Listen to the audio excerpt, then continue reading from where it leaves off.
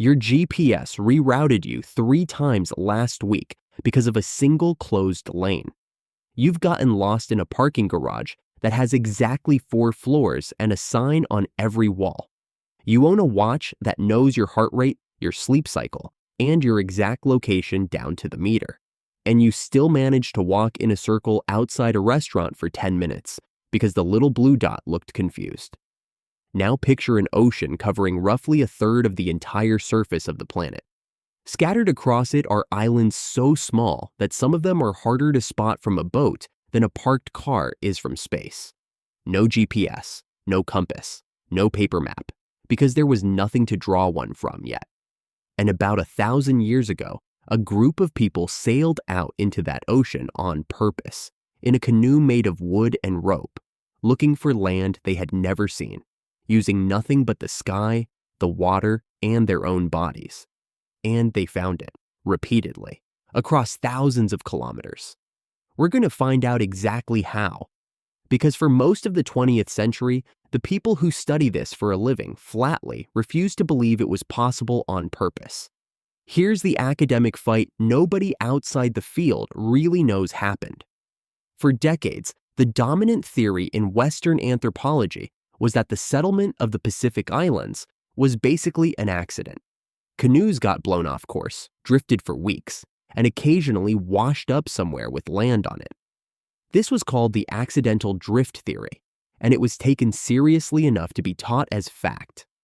Indigenous Pacific Islanders had, understandably, a different opinion, since their own oral traditions described navigators who could read the ocean the way you read a street sign, deliberately sailing toward islands they couldn't yet see. 2 groups, 1 massive disagreement, and for most of the 20th century, nobody could actually prove which one was right, because by the time anyone thought to test it, the tradition had been almost completely lost. Colonization does that.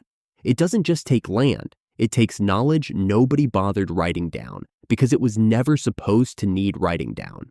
So in 1973, a small group decided to settle the argument the only honest way anyone ever truly settles an argument like this, by trying it themselves, for real, with the original stakes attached, meaning if it didn't work, the people on the boat were just going to be lost at sea. An anthropologist named Ben Finney, an artist named Herb Cain, and a sailor named Tommy Holmes built a 62-foot double-hulled canoe by hand, using construction methods pulled from old drawings and oral accounts, and named it Hokulea, after the star traditionally used to find Hawaii. There was just one small problem. By the 1970s, there was no one left in Hawaii who still held the full, unbroken knowledge of how to navigate one of these canoes across open ocean without instruments. So they went looking across the Pacific for someone who did, and found a man named Mau Piailug, a master navigator from a tiny Micronesian island called Satawal, population around 600 people, where this knowledge had survived because the island genuinely could not have survived without it. In 1976, Piailug navigated Hokulea 2,700 miles from Hawaii to Tahiti. No instruments, no charts, just the sky, the swells, and a man who had spent his entire life training for exactly this moment. They made it. The theory that this was all just luck and ocean currents quietly stopped being taken seriously after that. So how does a human being actually do this? Because read the stars sounds nice in a documentary voiceover and explains roughly nothing about how you turn that into an actual destination 2,500 miles away. The system Piailug used, and later taught to a young Hawaiian named Nainoa Thompson, is built around something called a star compass, which is less a tool and more something you construct entirely inside your own head. The horizon gets mentally divided into 32 houses, each one marking where a specific star, planet, the sun, or the moon rises and sets. You don't need instruments because the entire compass already exists in the sky every single night for free, which is either beautifully elegant or extremely stressful, depending on how good you personally are at memorizing 32 star positions while a wave hits you in the face. Stars are only step one. Navigators also read ocean swells by feel, sometimes literally lying down in the bottom of the canoe to sense the rhythm of waves passing underneath, because swells keep moving in a consistent direction long after the wind that originally made them has changed. They track the migratory flight paths of specific birds, since certain species reliably fly the same route between specific islands at specific times of year, which means a bird overhead isn't just a bird, it's a clue. And then there's the detail that should sound made up but isn't. When sailing towards certain low coral atolls that are nearly impossible to see from a distance, navigators would watch the clouds directly above the island, because the pale green light reflecting off the atoll's shallow lagoon would tint the underside of the clouds a faint color, visible long before the island itself ever came into view. The ocean was basically giving them a heads up. There's also a phenomenon called te Lapa, flashes of light that streak just beneath the water surface near land, which experienced navigators use to detect islands at night, and which nobody, to this day, has fully and scientifically explained. So somewhere in the middle of describing one of the most rigorously tested navigation systems in human history, we've arrived at, and also there were unexplained lights, and that part worked too. Science occasionally, just shrugging and writing it down anyway. This wasn't a stunt, and people paid for proving it was real. In 1978, on a second voyage, Hokulea capsized in rough water. A crew member named Eddie Aikau, a champion big wave surfer, got on his surfboard and attempted to paddle to the nearest island alone to get help for the rest of the crew. The crew was eventually rescued. Eddie Aikau was never found.